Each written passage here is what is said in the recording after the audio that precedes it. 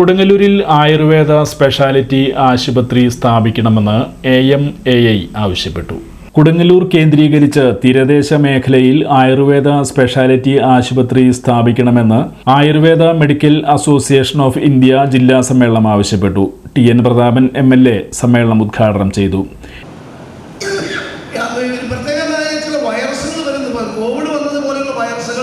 ഇതിനും അത് കോളറ എന്ന പേരിൽ കോളറ ഉണ്ടാക്കാനുള്ള വൈറസ് ആയാലും വസൂരി ഉണ്ടാക്കാനുള്ള വൈറസ് ആയാലും പ്ലേഗ് ഉണ്ടാക്കാനുള്ള വൈറസ് ആയാലും ഓരോ കാലത്തും പ്രത്യേകമായ വൈറസുകൾ ഒരുപക്ഷെ 25-50 വർഷം കൂടുമ്പോൾ പ്രത്യേകമായ വൈറസുകൾ അന്തരീക്ഷത്തിൽ ജന്മമെടുക്കുന്നുണ്ട്. ഇതേപോലെ പ്രളയമായാലും വരൾച്ചയായാലും അത്യുഷ്ണമായാലും അതിശൈത്യമായാലും ഇന്ത്യയിൽ മാത്രമല്ല ലോകത്തിന്റെ എല്ലാ ഭാഗത്തും ഓരോ പതിറ്റാണ്ടുകളോ നൂറ്റാണ്ടുകളോ കൂടുമ്പോൾ കാലാവസ്ഥ വ്യതിയാനത്തിനനുസരിച്ച് സൂര്യചന്ദ്രന്മാരുടെയും നക്ഷത്രങ്ങളുടെയും പ്രകൃതിയുടെയും ചലനവിഗതികൾക്കനുസരിച്ച് മാറ്റങ്ങൾ ഉണ്ടാകും. പക്ഷെ ആ കാലത്തൊക്കെ ഇന്നത്തെ പോലെ ശാസ്ത്ര ഗവേഷണം ഇല്ലാതിരുന്ന ഒരു കാലത്ത്, ലേബറട്ടറികൾ ഇല്ലാതിരുന്ന കാലത്ത്, അന്ന് മനുഷ്യന്റെ ആ സന്ദർഭത്തിന്റെ ശാരീരികമായ മാനസികമായ ക്ഷമതകൾ സംരക്ഷിക്കപ്പെടുന്നതിന് വേണ്ടി ഉപയോഗപ്പെടുത്തിയതാണ് പ്രകൃതിയെ. ആ പ്രകൃതിയെ ഉപയോഗപ്പെടുത്തി നടത്തിയ മനുഷ്യന് നടത്തിയ പരീക്ഷണമാണ് ആയുർവേദം എന്ന് പറയുന്നത്. അതിനെ പാരമ്പര്യമെന്ന് പറഞ്ഞോ അന്ധവിശ്വാസം എന്ന് പറഞ്ഞോ ഒരു കാലത്ത് പാശ്ചാത്യരടക്കമുള്ളതാണ്, പ്രത്യേകിച്ച് ഇന്ത്യയിൽ ബ്രിട്ടീഷുകാർ വന്ന കാലത്ത് നമ്മൾ 2 നൂറ്റാണ്ടോളം ബ്രിട്ടീഷുകാരുടെ കീഴിലായി.